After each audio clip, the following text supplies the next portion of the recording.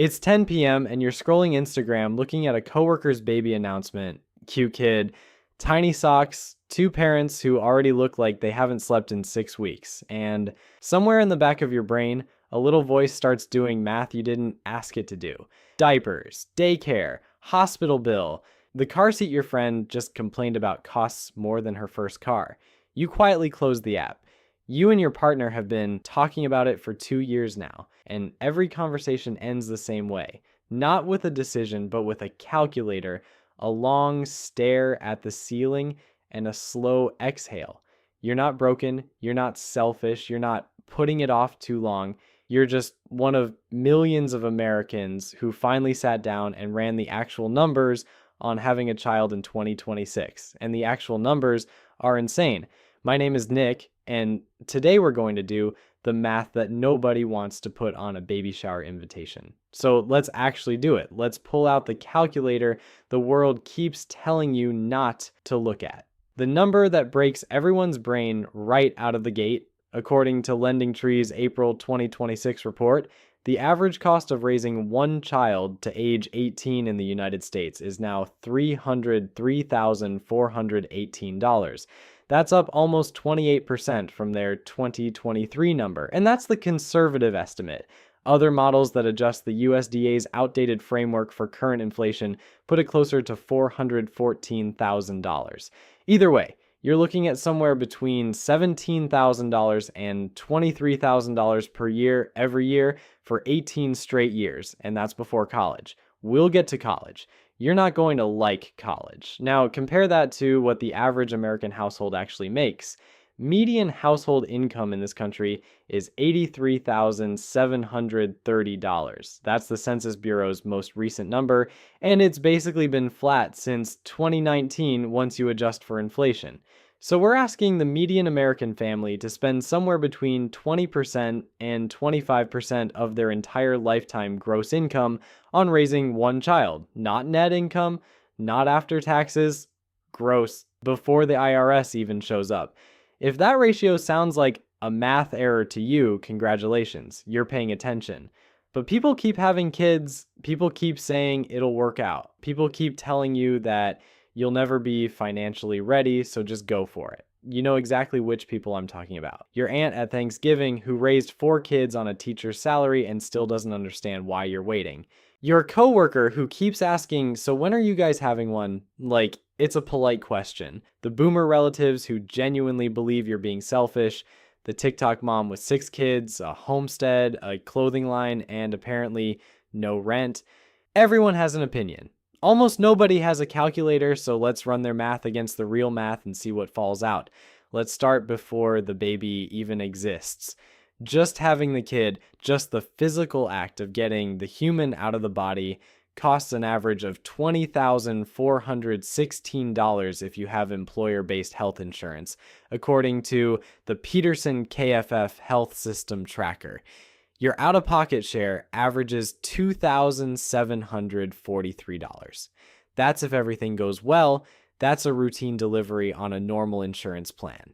If you need a C-section, which roughly 1 in 3 American mothers does now, the gross cost jumps to almost $29,000. If you're uninsured, a vaginal birth runs about $15,000 and a C-section averages $26,000. And here's the part nobody warns you about.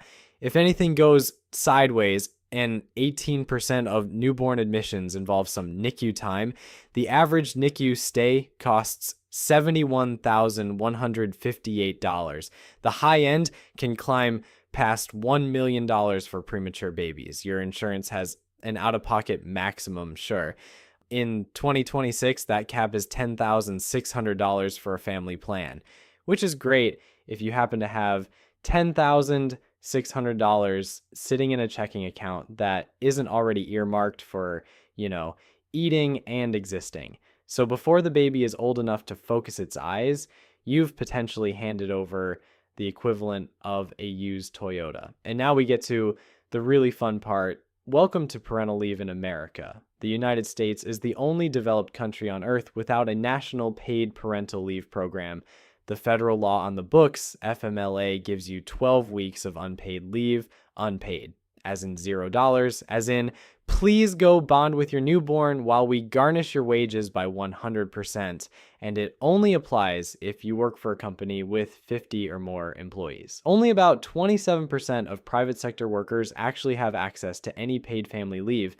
The OECD average is 18.5 weeks. The American federal floor is 0. So if you take the full 12 unpaid weeks, the median full-time worker loses about $14,400 in wages on top of the hospital bill. Added up, a normal birth on a good insurance plan with a responsible 12-week leave costs you roughly $17,000 before the kid has had its first solid food. But sure, just go for it. Now let's talk about year one.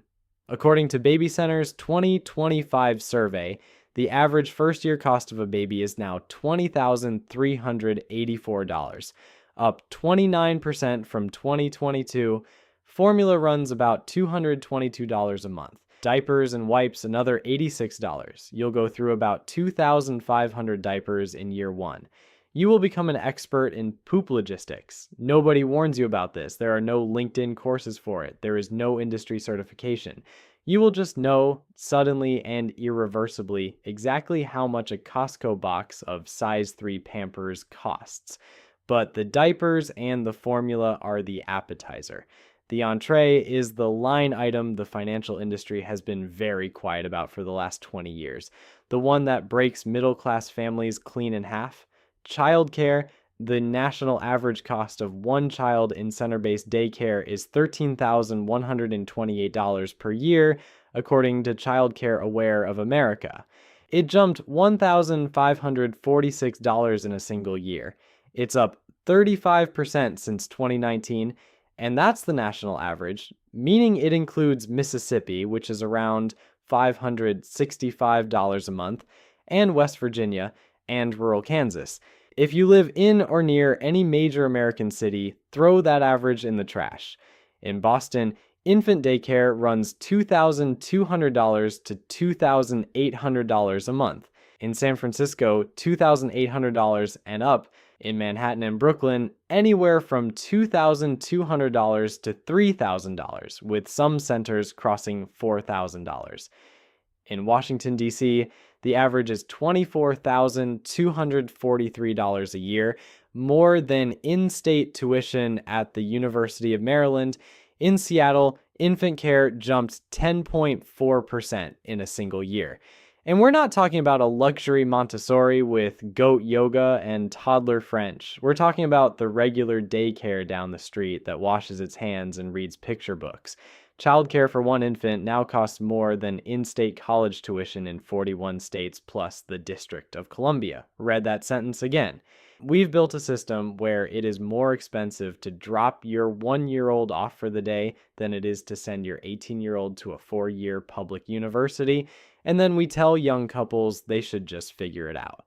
Care.com's 2026 Cost of Care report surveyed 3,000 parents at the end of last year. The average American family is now spending 20% of their household income on childcare. The Federal Department of Health and Human Services defines affordable childcare as 7% of income. We are not at 7%. We are nearly 3 times that. 1 in 5 families is spending over $30,000 a year on care. 31% are pulling from savings, not vacation savings, not the new car fund, the actual savings they were supposed to live on if anything went wrong. But you're thinking, okay, those are averages, those are stats. What does this actually look like for real people? Let me introduce you to Jack and Emily. They're a couple in their early 30s living in Denver. Jack is a software project manager making $82,000. Emily is a nurse making $74,000. Combined household income, $156,000. They are firmly upper middle class. They have a Trader Joe's membership and a Subaru. They've been doing everything right. They have one kid who's 14 months old. Here's their actual monthly math. Gross income, about $13,000 a month. After taxes, healthcare premiums, and 401k contributions, they take home roughly $9,400. Their 2-bedroom apartment in a half-decent school district, $2,400. Daycare for one toddler at the closest center with availability, $1,950. Groceries for a family that includes one tiny person who only eats 6 foods, $750. Two car payments because Denver is not walkable, $700. Car insurance and gas, $400. Health insurance premium share already taken from paychecks, but the deductible isn't met yet. So copays and prescriptions, $300. Student loans, because they both have degrees, conservatively, $500. Utilities, internet, phones, $400. Their share of the kid's health insurance, the baby Tylenol, the Pedialyte, the random pediatrician copays, $200. Added up, their fixed monthly costs are $7,600. They have $1,800 left for everything else in their lives. Clothing, date nights, birthday gifts, the diapers and wipes that aren't covered above, the toddler shoes that get outgrown every 8 weeks, any unexpected expense whatsoever. Jack and Emily are saving roughly $200 a month right now. They make $156,000 a year. They are above the median in every category that matters, and they have less margin in their budget than their parents had on one income in 1985. Here's what that life feels like day to day. It feels like checking your bank account before every grocery run. It feels like the daycare director sending an email about a $30 art supplies fee, and you genuinely don't know if you can swing it this paycheck. It feels like 2 a.m., the baby has been screaming for 40 minutes, and instead of just calling urgent care, you're calculating in your head whether the copay is worth it or whether you can probably wait until morning. It feels like declining your sister's destination wedding because the math doesn't math. It feels like being one car repair away from a credit card balance you'll carry for 3 years. This is what we now call having a kid in 2026. This is what we tell young couples is normal. Quick aside, because I get this question a lot. If you've ever watched a video like this and thought, I could make something like this, you actually can. I run a small community on School where I teach people how to build faceless YouTube channels from scratch. Scripting, voiceover, the research process, the editing, the part where you stop second guessing yourself and actually publish. It's where I share the stuff that doesn't fit in a 20-minute video. If that sounds like your thing, the link's in the description. If not, no worries, the rest of the math is still free. So you might be thinking, okay, fine, one of us just stays home, problem solved. And this is where the trap really tightens because that's exactly the calculation millions of families are now making. According to Bankrate's 2025 analysis of census data, full-time working mothers earned 35% less than full-time working fathers in 2024. That's not the general gender pay gap. That's specifically the motherhood penalty, and it's actually widening. It was 31% in 2023. A study in the Proceedings of the National Academy of Sciences using administrative wage data found that women's earnings get cut roughly in half after the first child and stay depressed for years, not weeks, years. So when one parent, statistically almost always the mother, leaves the workforce to dodge the daycare bill, she isn't just losing 1 year of income, she's losing her career trajectory, her retirement contributions, her social security base, 6 years of lost compounding, and a resume gap hiring managers will quietly hold against her.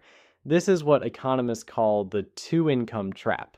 Elizabeth Warren wrote a whole book about it 20 years ago, and we collectively decided not to listen. A modern two-earner family has less discretionary income than a one-earner family did in 1970 because all the fixed costs, housing, healthcare, education, childcare, have inflated to absorb the second income. You're not getting ahead with 2 paychecks. You're running fast enough to stay in place, okay? I know this is a lot. Stay with me because we're about to leave the math and start talking about the part that actually breaks people. You've made it. You've survived year 1. You've paid the hospital. You've gotten through the daycare years. Your kid is in public school, which is free. Finally, something is free, thank God. You can relax, right? Yeah, about that. Healthcare. The Kaiser Family Foundation's 2025 Employer Health Benefits Survey found that the average family premium on employer insurance is now $26,993 a year, up 6% in 1 year. The worker's share averages $6,850, up 26% over 5 years. Adding one child to your plan typically moves you from single coverage to family coverage, which is a jump of $5,000 to $15,000 a year. And that's just the premium. That doesn't include the deductible, which now averages $1,886, even on the cheapest plans, or the copays, or the prescriptions, or the fact that pediatricians have decided child visits should happen approximately every 6 minutes for the first 3 years, and that's for a healthy kid. Add an ear infection, a broken arm, some braces, maybe therapy, and the numbers compound in ways nobody puts in the baby books. Then there's housing. Because as your kid grows, your housing situation changes whether you want it to or not. Suddenly, the studio apartment is illegal. The 2-bedroom is tight. You start checking school districts, and the good ones come with property tax premiums and home prices 10 to 20% above the comparable house 3 miles away in a worse zip code. In high-cost metros, the gap between a 2-bedroom and a 3-bedroom can run $12,000 to $18,000 a year. You're not just adding a kid, you're moving, you're upgrading, you're paying the school district tax. Everything gets bigger and more expensive, including the car. The minivan exists for a reason, and that reason is depressing. And we still haven't talked about college. Your kid is going in 2044. College costs have historically grown about 5 to 5.5% a year, which means by the time your newborn is 18, in-state public is projected to run around $62,000 a year. Private universities could exceed $144,000 a year. A 4-year private degree could cost somewhere north of $575,000 for one degree for one kid. If you want to fully fund an in-state public degree without your kid taking on debt, you need to be putting about $300 a month into a 529 plan starting the month they're born. For private, it's closer to $700 a month. That's just for college. That's not retirement. That's not your emergency fund. That's not the down payment on the house in the school district you can't quite afford. So let's stop and look at the whole picture. The honest floor on raising one child to 18 in a major American metro, all in, is somewhere between $400,000 and $500,000 before college. That's if nothing goes wrong, nobody gets sick, nobody needs braces, nobody breaks anything expensive. That's the easy version. To pull that off without going into debt, financial planners generally recommend a household income of $150,000 to $200,000 minimum. In high-cost metros, the floor jumps to $250,000 or higher. The Citizens Committee for Children of New York calculated a family needs to earn over $300,000 a year to keep infant childcare under the 7% affordability threshold in NYC. And so who can actually afford a kid in 2026? Roughly the top 20% of American households. Maybe the top 30% if you're in a low-cost state, both parents work, you have family help, and nothing breaks. Everyone else is doing some version of the same thing, stretching, sacrificing, going into debt, relying on grandparents, or quietly deciding not to have kids at all. Which brings us to the only statistic in this video that should genuinely scare you. The US general fertility rate fell to 53.1 births per 1,000 women in 2025.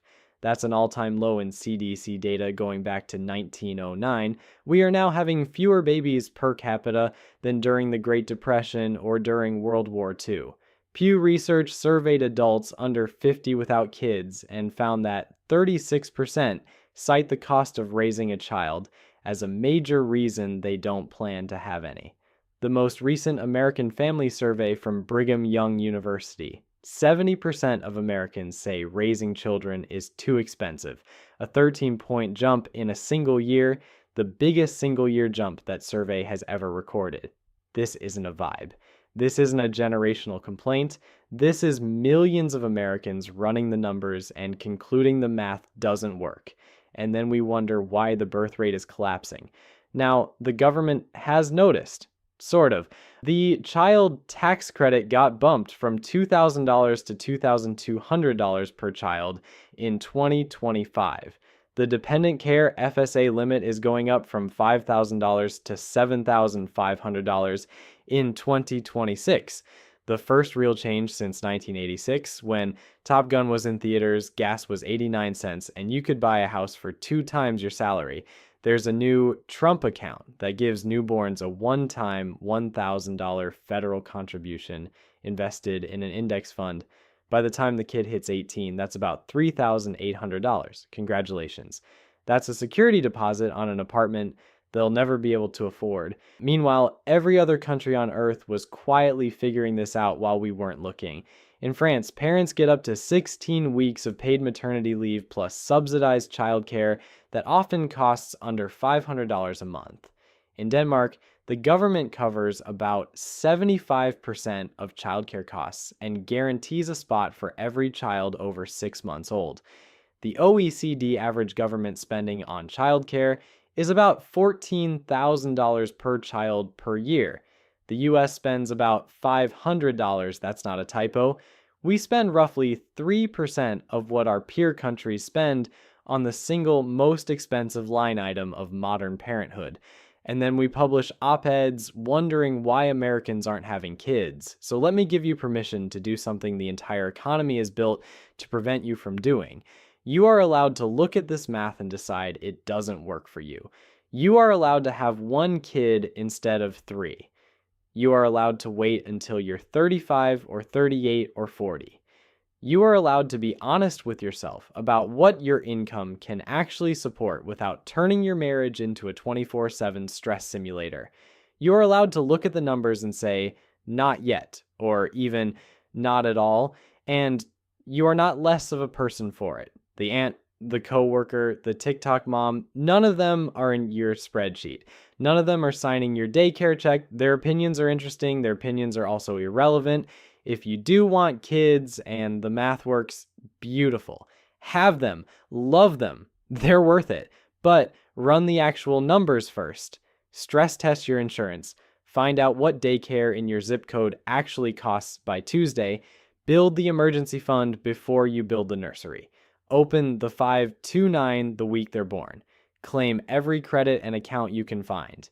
It won't be enough, but it'll matter. And if the math doesn't work, then please, for the love of God, do not let anyone shame you into doing it anyway. There is no trophy for having a child you can't afford to raise without imploding. The smartest financial decision a lot of Americans are making right now is the one nobody on Instagram is posting about. The decision to wait. The decision to have 1 instead of 3. The math is screaming. Most people aren't listening. You don't have to be most people.